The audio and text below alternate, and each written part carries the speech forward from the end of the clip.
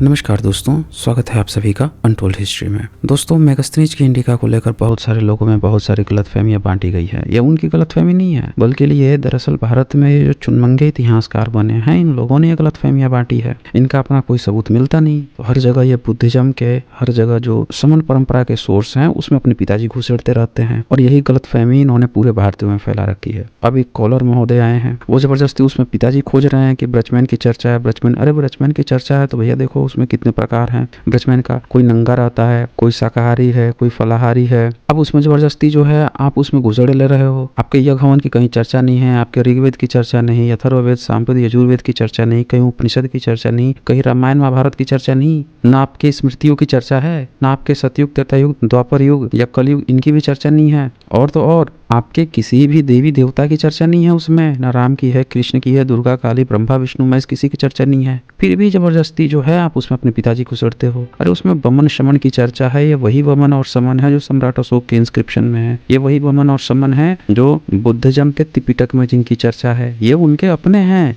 उनका definition already दिया गया है। वमन बग को ध्यान से पढ़ लीजिए, एनलाइटमेंट भिक्षु को ही बमन कहा जाता था। तो ये उनकी चर्चाएं हैं। अब इसमें ये जबरदस्ती घुस के अपने पिताजी घुसेड़ रहे हैं। अब ये डिबेट करने आए हैं तो सुन लीजिए, आप पूरी डिबेट ध्यान से सुन लीजिए, और सुनकर आप देखिए कि भारत के चुनमंगे इतिहासकारों ने कितनी गलतफहमियां पैदा कर रखी हैं, जिस कारण से ये भ्रांतियां बार बार लोगों के मन में आ जाती हैं और वो बार बार इस तरह के सवाल लेके खड़े होते हैं। मेगास्थनीज की इंडिका में वर्ण व्यवस्था तक का जिक्र नहीं है। अगर इनका कुछ भी होता तो ये सारी चीज़ों का जिक्र होता, पर नहीं है।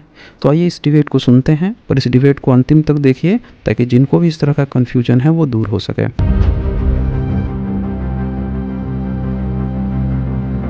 हाँ जी, प्राचीन भारत।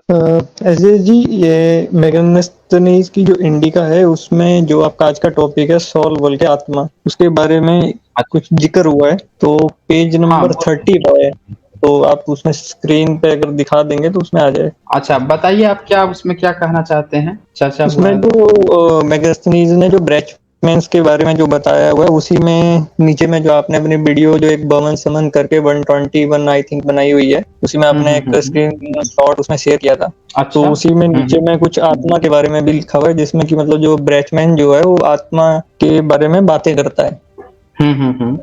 ओके, तो एक बार उसमें आप शेयर करेंगे तो एग्जैक्ट उसमें अभी वो इंग्लिश में तो उतना याद भी नहीं रहा है, बट सॉल रिलेटेड उसमें कुछ लिखा हुआ है। हाँ, लिखा हुआ है, वो तो मैंने दिखाया ही था उसमें वीडियो 121 में मैंने दिखाया है ना, उसमें कि वो सॉल की बातें करता है, वो नंगा रहता है, वो इंतजार करता है कि जो पेड़ का वो टूटेगा, फल टूटेगा तभी वो खाएगा।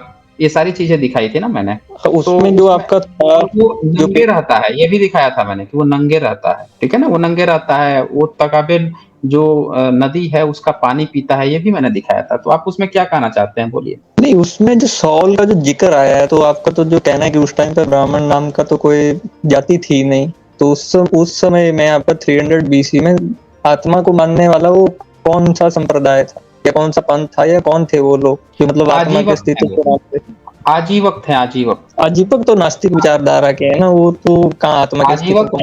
तो यही तो मैं बोल रहा हूँ ना कि आप ऐसा एक देखें, आजीवक होते हैं और एक जैन होते हैं। आजीवक नास्तिक विचारधारा के तब बन गए जब बुद्ध मार्ग से डिबेट किए ना, तो वो प्रॉपर नास्तिक बन गए। तो उसमें आज जो होते हैं ये नंगे होते हैं, प्योर अहिंसावादी होते थे आजीवक लोग, नंगे रहते थे। उसमें देखेंगे कि आप ब्रैचमैन की जो बात कहा है ना, वो नंगे होने की बात कही है। आपके पास पीडीएफ हो तो आप शेयर कर दीजिए। नहीं, मेरे पास में पीडीएफ नहीं है, बट उसमें जो है ब्रैचमैन की 2 कैटेगरी कही गई है। एक में जो आपने दिखाया है जो पेज नंबर 30 पे है, उसमें ओनली उसमें नंगा होने की कोई भी बात नहीं कही गई है। फिर बाद में दूसरा उसमें लास्ट में 5-6 पेज नंबर के बाद में फिर से नंगा होने की, अच्छा, जिसमें नंगा होने की बात नहीं कही गई है उसमें क्या बताया गया है? उसमें वही है जो मतलब कुछ थोड़ा हाईली एजुकेटेड बोल के हैं और वो अपना सोसाइटी में औरतों को गर्भाधारण के समय में उनको गर्भ में ही कुछ शिक्षाएं दे दी जाती हैं, फिर उनके बच्चे वो 37 इयर्स तक वो पाठ करते हैं बाहर में, फिर बाहर से आने के बाद आपकी साउंड ब्रेक क्यों हो रही है? हाँ। जो 37 ईयर वाला जो वो मैंने दिखाया है ना, दोनों चीज मैंने दिखाई है। हाँ, उसमें मतलब उसमें ब्रैचमैन की दो कैटेगरी दी गई है। दूसरी कैटेगरी में जो नंगे वाला जो आपका कंसेप्ट है वो दूसरे वाली कैटेगरी में है, उसमें वो 37 ईयर वाला कंसेप्ट नहीं है। और जो अहिंसा वाला जो पेड़ से फल गिरता है, मतलब उसमें मेगास्थनीज ने कुल मिला के 2 टाइप का ब्रैचमैन के बारे में डिटेल दी है, दोनों अलग अलग है। नाम दोनों के लिए पहला ब्रेचमैन ही यूज पहला हुआ जो है। ब्रेचमैन, हाँ तो वो ब्रेचमैन का मतलब वहां पे वो है ना, विद्वान है ना, वहां पे वो कोई जाति थोड़े ही है। ये जो है सूचक शब्द है ना, अगर उसको जाति सूचक आप रखेंगे, अब कोई कहे कि ये जो है ये जाति है, शूद्र जाति है, अब कोई कहे कि शूद्र जाति नंगा होता है, कोई कहे नहीं विद्वान होता है, कोई कहे कि नहीं भाई पढ़ने जाता है, ऐसा थोड़े होता है। आप जब किसी चीज को डिफाइन, पर अगर आप ये कहेंगे कि हाँ ये भारतीय लोग हैं, तो फिर वो भारतीय लोग कोई भी हो सकते हैं। आप कोई एक विशेष गुणवाचक शब्द कह दे, अच्छा ये विद्वान लोग हैं, तो विद्वान कोई भी हो सकता है। नहीं, तो मैं वहां जो पे आप देखें कहना कि हाँ बोलिए ना, आप क्या कहना मैं चाहते जो हैं? कहना चाह रहा हूँ उसमें उन्होंने कहा है कि ब्रेचमैन और श्रमण बोल के दो विद्वान वर्ग हैं, दो, ठीक है। ब्रेचमैन और आवाज आ रही? श्रमण, हाँ बोलिए ना। हाँ तो ब्रेचमैन और श्रमण दो कैटेगरी है। उसमें भी ब्रेचमैन को भी फर्दर उन्होंने दो पार्ट में डिवाइड किया है कि दो टाइप के ब्रेचमैन है। अच्छा। हाँ, तो क्या कहना चाहते हैं उसमें, बताइए ना मुझे। तो उसमें जो वही मेरा जो कहने का कंसेप्ट है कि उसमें जो एक टाइप का जो ब्रेचमैन है वो आत्मा की बात करता है और देवता वगैरह के अस्तित्व को मानता है, उसके हिसाब से लेकिन वो यूनिवर्स बना नंगा हुआ रहता है। है ना, लेकिन वो नंगा रहता है ना, ये भी तो वो देखिए। दूसरा वाला है, दूसरा वाला है, वो इस चीज दूसरा को वाला नहीं नहीं उसमें है, ये दूसरा दूसरा वाला नहीं है ना, आप नहीं समझे, आप मेरी बात नहीं, को, लगता आप है आप अगर पेज नंबर 30 खोलेंगे तो उसमें एग्जैक्ट क्लियर हो जाएगा मेरे आप ख्याल से उसमें। आप शेयर, मैं खोल देता हूँ, रुक जाइए, आपको खोल के दिखा देता हूँ ना मैं, ये मिनट। आपको जो है जिस चीज की आप बात कर रहे हैं, सेवन कास्ट, अच्छा ये तो अभी सेवन कास्ट की बात हो रही है। इसके बाद से जो है मेगास्थनीज की इंडिका,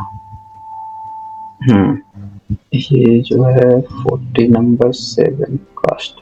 देखिए मैं शेयर करता हूँ आपको, वीडियो ही शेयर कर देता हूँ, आप खुद देख लीजिए क्या है उसमें। कहीं भी ये बात नहीं कही गई है, जो ब्रेचमेंस जिसको आप साबित करने की कोशिश कर रहे हैं ना कि ब्राह्मण है, तो वेद की बात आती, कहीं भी ये चक्कर ही नहीं है। पूरे मैगजीन की इंडिका में कहीं नाम नहीं आया है सिवाय बुद्ध के, कहीं भी ब्राह्मणों का एक चक्कर नहीं है।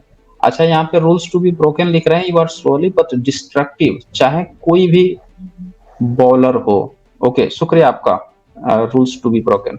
हाँ चले इसमें देखें, यहाँ पे सेवन कास्ट की बात आई है, जो मैगस्थनीज जो है उसकी इंडिका जो कहती है, जो दोबारा कंपाइल की गई है, लिखता है the whole population of India is divided into seven caste of which the first is formed by the collective body of the philosophers. ये फिलोसफर्स की बात कर रहा है कि पहले जो हैं वो फिलोसफर्स हैं, विच इन point of number is inferior to the other classes but in point of dignity preeminent over all। तो फिलोसफर की यहाँ पे बात आ रही है पहली कैटेगरी की, और इसमें दो पार्ट किए गए हैं, इसी फिलोसफर के ना दो पार्ट किए गए हैं, बमड़ और समड़। अब ये देखें यहाँ पे Megasthenes makes different division of philosophers, saying that they are two kinds, one of which he calls the Brahmans and the others the सरमेंस। ये लिखा है ना इसने, ब्रेचमेंस और हाँ, सरमेंस ये तो लिखा है। तो ये फिलोसफर की दो कैटेगरी उसने बताया ना इसमें, कि फिलोसफर की जो फिलोसफर है उनकी, इसने ये नहीं बताया कि ये दो जातियां हैं। समन कोई जाति नहीं होती थी, और जंगल में जो रहते थे ना, जंगल में वो समण नहीं थे, ब्रेचमैन भी तो, ये फिलोसफर का जो ब्रेचमैन है, जो बता रहा है ब्रेचमैन, यही ब्रेचमैन जंगल में भी तो था, जिसको आप कह रहे हैं कि जो तगाबेन का पानी पीता था, नंगे रहता था, जो वो इंतजार करता था, खाना पका के नहीं खाता था वो कि कोई जीव जंतु मर जाएंगे, शाकाहारी था।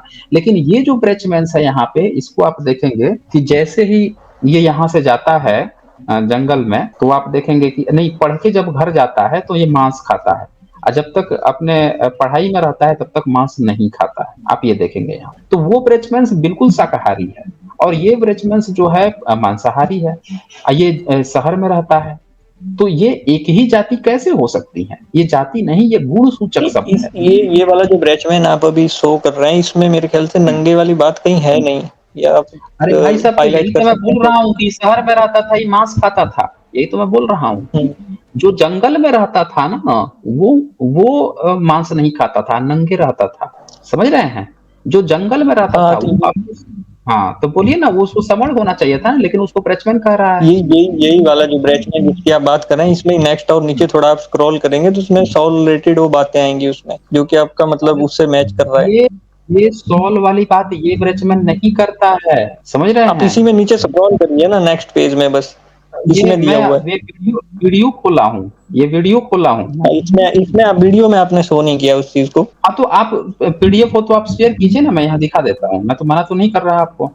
अगर आपके पीडीएफ पास तो वो भी हो अवेलेबल है PDF मेरे तो पास शेयर में, मैंने कीजिए। उसको रेफरेंस को नोट किया हुआ था पेपर पे, बट इसी में है वो थोड़ा सा नीचे, इसी पेज में ही है, 69 नंबर जो पैराग्राफ है इसी में ही आता है नेक्स्ट पेज में। हाँ तो ये तो मैंने जहाँ तक यहाँ पे है वहां तक मैंने दिखा दिया, ये देख लीजिए, इसमें तो कहीं नहीं आ रहा है। लेकिन ये बताइए मुझे, ये ईसा से 300 साल पहले की बात चल रही है, तो ये जो ब्रेचमैन है, ये इसको वेद और हवन करना चाहिए था ना, ये तो कहीं लिखा ही नहीं है इसमें। ये तो लिख दिया कि ये शादी करता था, ज्यादा शादी करता था ताकि जो है बच्चे ज्यादा पैदा कर सके, औरतों से काम कराता था, पढ़ने जाता था, मांस खाता था, ये सब तो लिख दिया इसमें। लेकिन ये देखें, they eat flesh but not that of animal employed in labour. ये जो है फ्लैश भी खाता था आपका ये जो ब्रेचमैन है। अब बताइए कि आपका ईसा से 300 साल पहले जिसको आप ब्राह्मण कहना चाह रहे हैं, वो तो आपका फ्लैश खा रहा है, मांस खा रहा है। बताइए, इसको आप बताना चाह रहे हैं तो कि ये मांस तो खाते, हाँ, आप मांस तो ये खाती हैं वो, उसमें तो कोई मना नहीं कर सकता। ये मांस खाते थे, तो यज्ञ हवन की बात क्यों नहीं लिखी है इसमें? अगर ये ब्राह्मण है तो इसमें ये क्यों नहीं लिखा है कि ये वेद उपनिषद पढ़ता था? ये जो बात है आपकी यज्ञ वाली, वो आपकी बात तर्कसंगत है, बट उसके हिसाब से आप देखा जाए तो इसकी जो जितनी भी क्वालिटी इसमें दी हुई है, मेरे ख्याल से इसमें कोई भी ऐसी क्वालिटी नहीं है जो मतलब ब्राह्मण के साथ में मैच नहीं करती हो। नहीं करती है मैच, ब्राह्मण के साथ नहीं हाँ नहीं करती है, नहीं हाँ करती। कोई भी ऐसी बात जो ब्रैचमैन से रिलेटेड उसने लिखी है, जो नंगा वाला जो है ये एक लिखा हुआ उसका वो दूसरे वाला जो ब्रैचमैन है उसके लिए लिखा हुआ है। ये वाला जो ब्रैचमैन जिसकी आप बात कर रहे हैं, इसमें कोई भी ऐसी भी क्वालिटी जो ब्रैचमैन की मेंशन की है वो नहीं मैच करती हो, ऐसी कोई भी क्वालिटी नहीं है उसमें, बल्कि जितनी भी क्वालिटी बताई गई है सब मैच करने वाली है। अब एक चीज और गौर कीजिएगा इस चीज को, मेगास्थनीज की इंडिका जो है ना, ये शुरू में मैंने आपको दिखा दिया कि इसने 7 कैटेगरी में डिवीजन कहा, इसने 4 वर्ण की बात नहीं। कास्ट लिखा है उसमें, 7 कास्ट। अरे वो वर्ण को कास्ट ही लिखते हैं, आप जब वो देखेंगे ना, वो वर्ण को 7 कास्ट ही लिखते हैं, उसमें वो आर्मी, वॉरियर, ये सारा चीजें लिखेंगे, वर्ण नहीं लिखते थे। उस समय कोई वर्ण व्यवस्था नहीं थी कि जो लिखे हो, समझ रहे हैं मेरी बात को? उस समय अगर कोई वर्ण व्यवस्था होती ना, तो फिर वो लिखते कि हाँ कोई वर्ण व्यवस्था थी, और वर्ण व्यवस्था होती तो ये फिलोसफर के डिवीजन में ब्रैचमैन और सरमैन कहाँ से आ जाते हैं? ब्राह्मण अगर उस समय होता, वैदिक काल से ब्राह्मण आया होता, तो चलो ठीक है, मान लेते हैं किसी ने ब्रजवंशी कह दिया, तो उसमें समण कहाँ से आ जाते हैं? वो तो सीधे कहता है कि हम ब्राह्मण हैं, क्षत्रिय हैं, वैश्य हैं, शूद्र हैं, ये चीज दिखनी चाहिए थी। लेकिन मेगास्थनीज तो सीधे सीधे लिखता है कि भाई जो पूरा पॉपुलेशन, ऑल द पॉपुलेशन उसने लिखा है।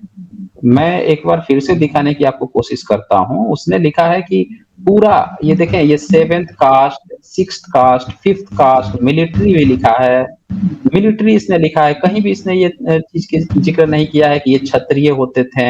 ये देखिए, ये कास्ट कंसिस्ट ऑफ ओवरसीयर, और ये क्या लिखा है, काउंसिलर्स एंड एसेंजर्स, ये थोड़ा सा क्लियर नहीं है। नहीं, वो मैं आपकी बात से सहमत हूँ, मैं उसके लिए मना नहीं कर रहा हूँ। मेरा मतलब, मेरा जो कहना है, मेरा ये कहना है, मतलब जो उसने जो बात नहीं लिखी है आप उसके ऊपर मैं बात कर रहे हैं, मैंने जो उसने जो लिखा है उसके ऊपर मैं बात कर रहा हूँ। मैं आपसे ये कह रहा हूँ कि आप बताइए तो सही, कहाँ पे उसने क्या लिखा है?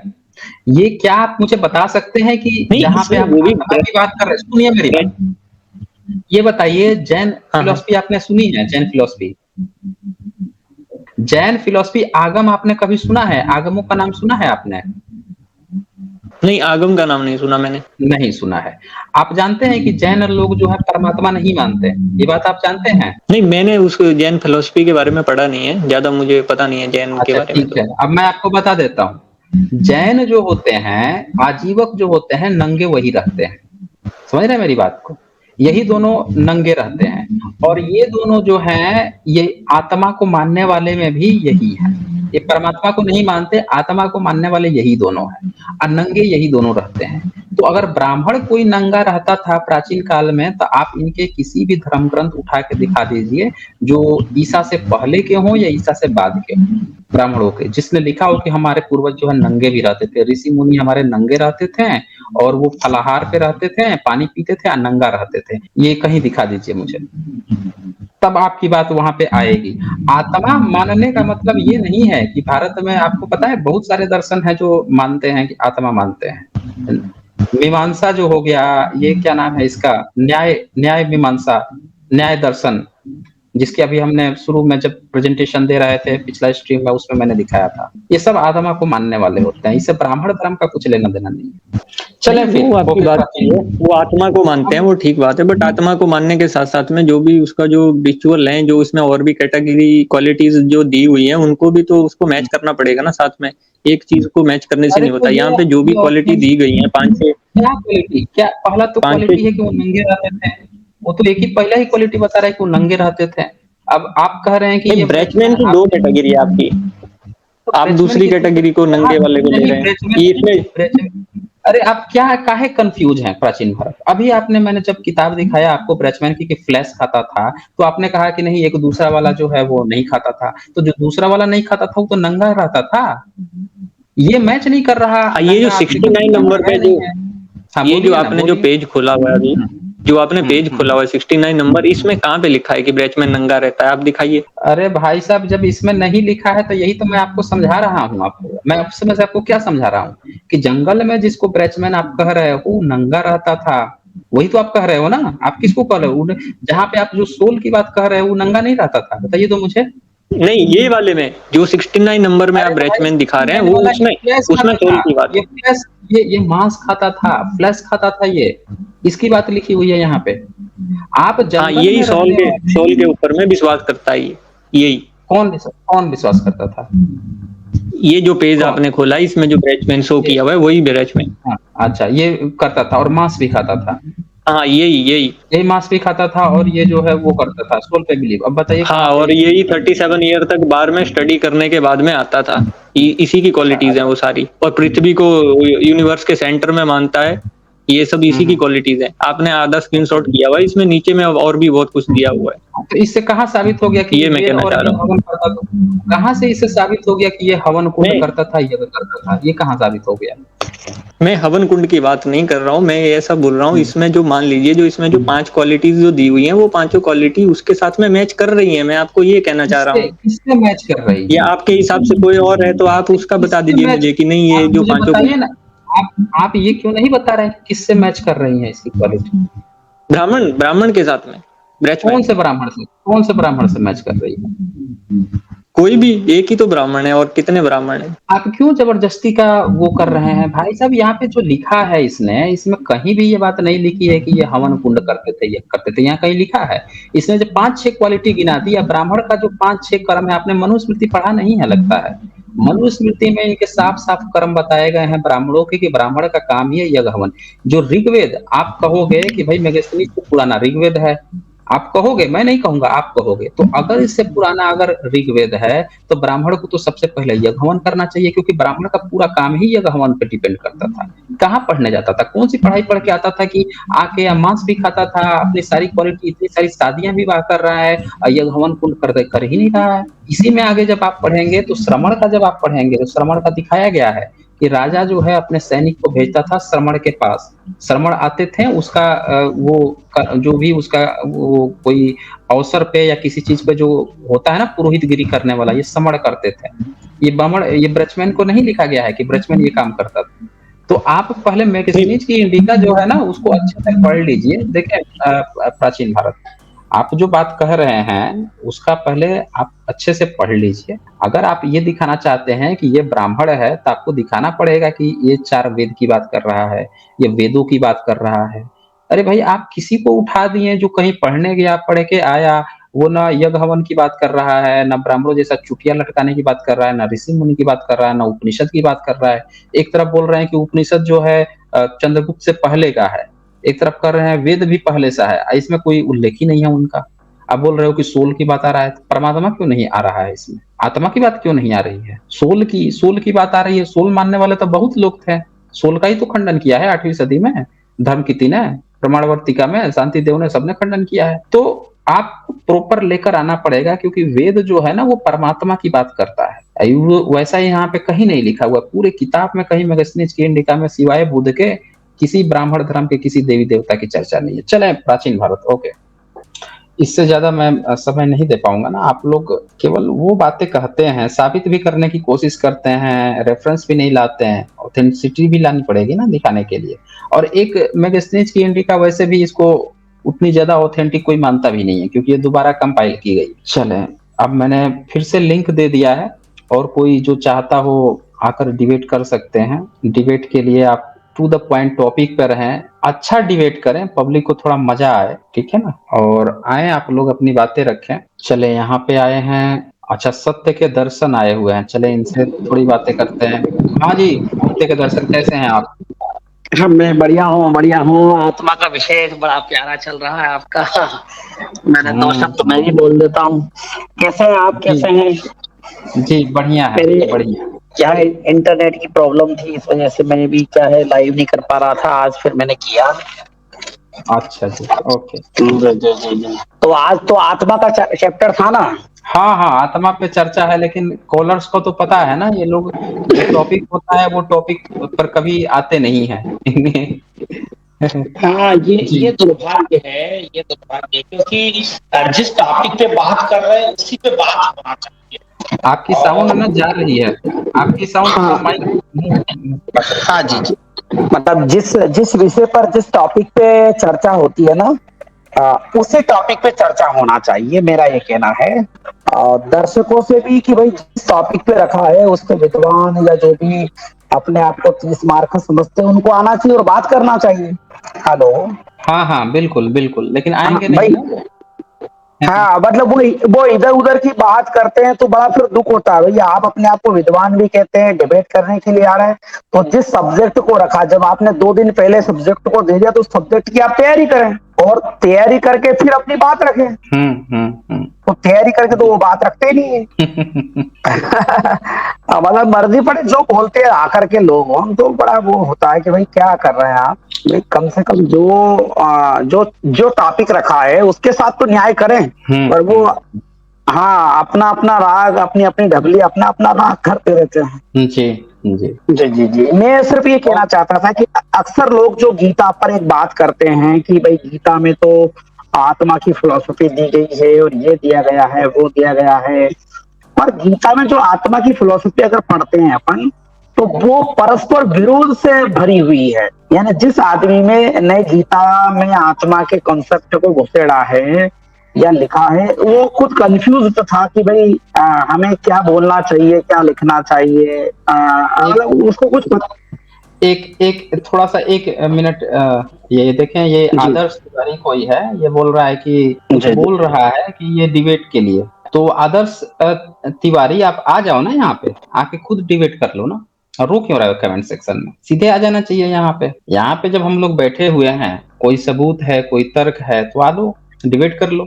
आ जाओ ना। ये तो आप लोगों का चक्कर है ना, कि नाम लिख के आ रहे हैं नकुल भाई, बता रहे हैं मुस्लिम है, इस्लाम पे चर्चा करने से बच रहे हैं, और ये बंदा आदर्श तिवारी बन के घूम रहा है। अब पता लगा लीजिए ये मुस्लिम है या ये तिवारी ब्राह्मण है। आईडी ये लोग गलत गलत बना के घूम रहे हैं। अगर इनमें है तो आ जाइए ना यहाँ पे, आके खुद चर्चा कर लीजिए, डिबेट कर लीजिए, देख लेते हैं आपका ईश्वर है कि नहीं है। जी बताएं सत्य के दर्शन जी। हाँ जी, मैं ये बता रहा था, जैसे गीता में दूसरे अध्याय का 19वां श्लोक है, या एनम वेत्ति हंतारम यश्चैनम मन्यते हतम उभौ तौ न जा विजानीतो नायम हन्यते न हन्यते। ये कहते हैं कि जो ये शरीर या आत्मा को मरने वाला या मारा जाने वाला समझता, वे दोनों कुछ नहीं जानते, क्योंकि यह आत्मा ना तो किसी को मारती ना मारी जाती है। अगर आत्मा किसी को मारती नहीं ना मारी जाती है, तो फिर व्यक्ति अगर किसी मुर्गे को काटता है, मछली को काटता है, तो फिर उसको उसका पाप नहीं लगना चाहिए। यानी गीता भक्त किसी को भी मारे, किसी को भी पीटे, तो उससे कोई फर्क नहीं पड़ता। अगर आत्मा आत्मा अमर है तो इसका मतलब किसी की भी हत्या कर दें। आत्मा अमर है तो सारी दुनिया की हत्या कर दें। आत्मा अगर अमर है तो फिर मुर्गा खाने वाला, मछली खाने वाला, बकरा काट के खाने वाला वो आदमी पापी कैसे है? वो तो जल्दी जल्दी उन आत्माओं की सदगति के लिए काम कर रहा है, क्योंकि हमारे यहाँ पे 84 लाख योनियों में आत्मा भटकती है ना। जल्दी जल्दी मुर्गा मछली को काटेगा, बकरे को काटेगा, तो जल्दी जल्दी उसकी योनि बदलेगी तो उसको मोक्ष के चांस ज्यादा हो जाएंगे या इंसान बनने के चांस ज्यादा हो जाएंगे। बिल्कुल 23वां श्लोक आता है। अच्छा एक हाँ ये 22वां श्लोक मैं बताता हूँ थोड़ा सा। ये पाषाण से रणानि यथा विहानमानि गणानि परो नरो अपराणि तथा शरीराणि विहानानि संयाति नमानि देहि। यहाँ पे कहते हैं कि जैसे नर पुराने वस्त्रों को छोड़कर नए वस्त्रों को ग्रहण करता है, वैसे ही आत्मा जीर्ण शरीर को छोड़कर नए शरीर को धारण करती है। चलिए अगर ये मान लिया जाए कि शरीर बूढ़ा हो जाता है या जीर्ण शीर्ण हो जाता है, एक्सीडेंटल हो जाता है तो वो मर जाता है। अरे पर गर्भ में बच्चा क्यों मर जाता है? गर्भ में तो अभी उसका शरीर पूर्ण हुआ ही नहीं, गर्भ से निकल के क्यों मर जाता है? वो तो शरीर पूर्ण हो गया है। 5-6 साल का बच्चा क्यों मर जाता है? उसकी आत्मा क्यों भाग जाती? और पानी में डूबने से शरीर का तो कुछ बिगड़ता नहीं है, फिर आत्मा क्यों भाग जाती है? पानी में जब डूबता आदमी तो शरीर तो वैसा का वैसे ही रहता है, उसका शरीर तो जीर्ण शीर्ण होता नहीं है, तो फिर आत्मा क्यों भाग जाती? यानी पूरी तरह ये आत्मा की जो फिलॉसफी गीता में दी गई है ये अनाप शनाप दी गई। देखिए और देखिए आप ये दूसरे अध्याय का 23वां श्लोक है। नैनम जगबंधे शस्त्राणि नैनम दयति पावका ना चैलम कले ज्ञान्त्यापो ना शोष्यति मारुतः।